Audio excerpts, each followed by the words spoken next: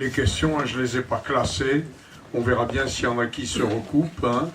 Donc, je vais les prendre une par une. Face à un enfant curieux qui pose des questions, doit-on toujours répondre? Réponse oui. Réponse oui, on doit toujours répondre. Maintenant, est-ce qu'il faut, j'allais dire, lui reposer des questions pour lui montrer qu'il n'a pas forcément bien posé la question et que c'est difficile de bien lui répondre puisque la question n'est pas bien posée. Mais en tout cas, un enfant qui pose des questions, il faut lui répondre. Et il y a des enfants curieux qui posent des tas de questions et ce n'est pas des questions idiotes.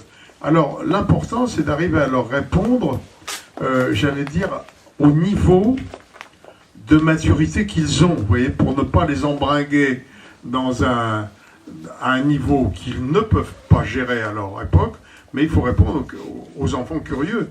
Mon ami Joyeux a fait des bouquins, par exemple, sur le plan de la sexualité, en disant, voilà ce qu'on peut dire à un enfant de 3 à 5 ans, ensuite de 5 à 8 ans, etc.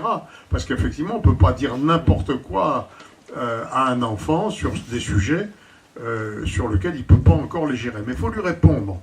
Quelquefois, je vous dis, en commençant par lui reposer des questions, parce que finalement, c'est très pédagogique et que ça va l'aider lui-même à bien préciser sa pensée. Mais tant mieux si on a un enfant curieux. En tout cas, c'est comment dirais-je, une réponse déjà générale que je donne. Le dialogue avec les enfants, c'est capital. Ouais. Et donc, il faut passer du temps avec les enfants pour pouvoir justement discuter avec eux. Avec ma femme, on avait décidé qu'on aurait une vie mondaine nulle, de façon à passer beaucoup de temps avec les enfants. Une vie mondaine nulle. Vous voyez, ça ne veut pas dire une vie sociale nulle. Il faut avoir des amis. Parce qu'il faut que justement les enfants se rendent compte qu'il y a des amis, qu'il y a d'autres gens qui élèvent les enfants de la même manière que nous ou différemment de nous pour qu'on puisse en discuter. Mais il faut passer du temps avec les enfants. Et c'est pour ça que toutes ces phases sont des phases où le dialogue, la parole... Alors le dialogue, la parole, attention, ça ne veut pas dire qu'il faut demander leur avis aux enfants pour tout, comme le font beaucoup de jeunes parents aujourd'hui, avec le grand mot « d'accord mon chéri ». Non, le chéri, il n'y a pas à lui demander son accord, notamment pendant la première phase où il n'a pas l'âge de raison. Il ne faut surtout pas justifier ce qu'on lui dit. Vous voyez, il ne faut pas le justifier. Faut lui dire c'est comme ça. Et par contre, dès qu'il a l'âge de raison, il faut lui expliquer que c'est toujours comme ça, mais lui donner des raisons pour qu'il puisse se les réapproprier un jour. Vous voyez, les parents n'ont jamais à se justifier, mais ils peuvent expliquer les raisons des règles du jeu qu'ils posent pour que l'enfant puisse se les réapproprier plus tard. Mais ça, quand ils ont l'âge de raison, avant qu'ils aient l'âge de raison, il faut leur dire c'est comme ça, ça te plaît pas, c'est la même chose, vous voyez, avec un bon sourire, affectueux. Vous voyez. Alors quelqu'un, d'ailleurs, il me semble que j'ai vu quelqu'un qui m'a demandé, voilà, c'est ça. Ça tombe bien. J'ai déjà assisté à une de vos conférences, je voulais savoir si vous étiez toujours un adepte du 250 grammes de viande fraîche non désossée. Alors c'est pas derrière la nuque, c'est plutôt au pont arrière. C'est plutôt par là, parce que de ce côté-là, c'est charnu, on risque pas d'accident. Bon. Oui, bien sûr, parce que, comme dit Saint Grégoire de Nice, qui est quand même un père de l'Église, puisque le corps participe au péché, il n'est pas anormal que le corps participe à la sanction. Ben oui, c'est du bon sens élémentaire.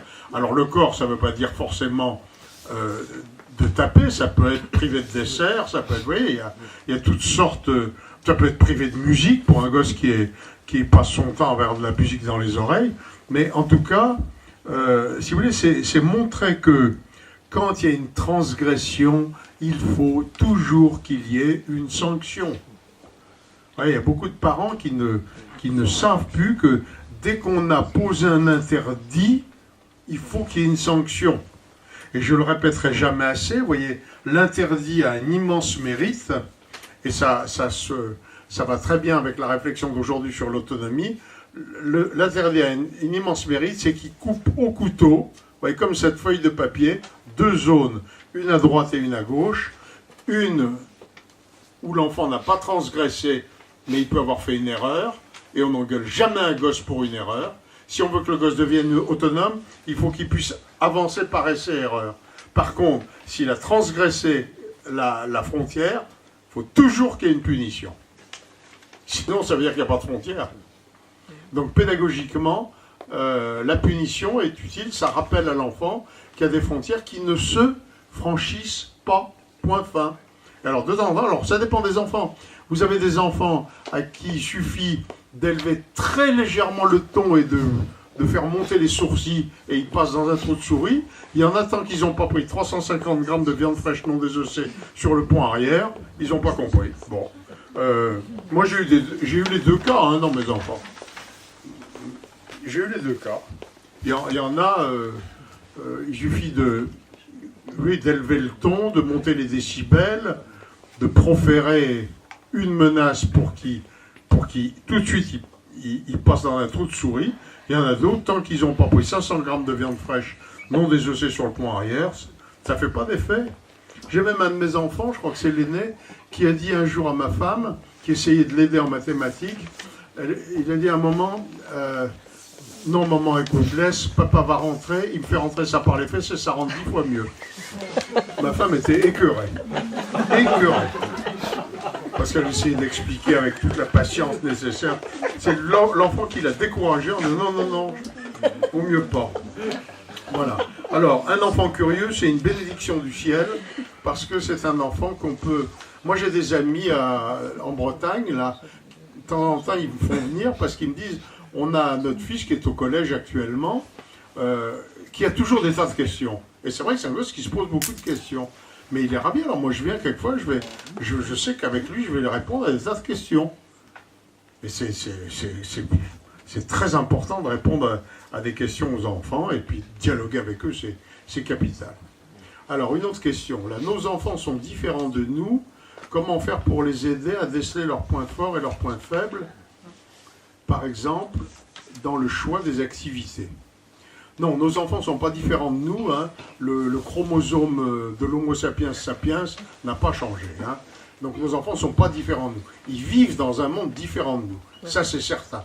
Ils ont un environnement complètement différent. Ils sont bombardés d'informations.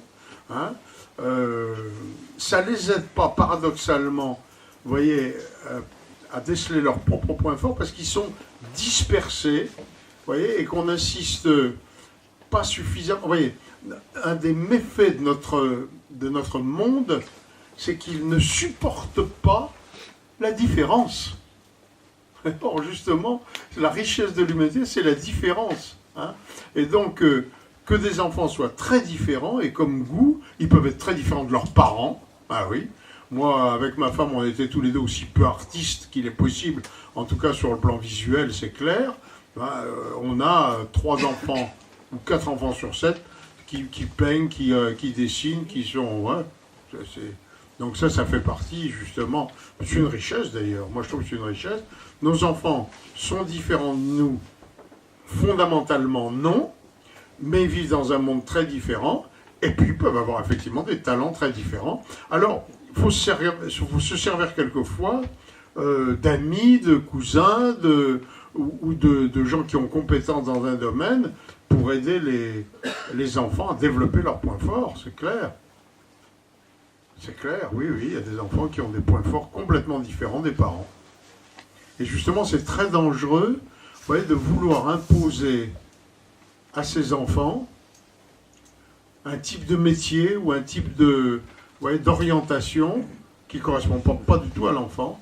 Il y a un respect profond de l'enfant à avoir. Regardez, le Christ lui-même, quand à 12 ans, il reste au temple et que ses parents le retrouvent, il leur dit « Vous n'étiez pas propriétaire de ma vocation. » Quand il leur dit « Il faut que je sois aux affaires de mon père », ça veut dire « Vous n'êtes pas propriétaire de ma vocation. » Ouais, moi, j'ai une fille qui est artiste peintre.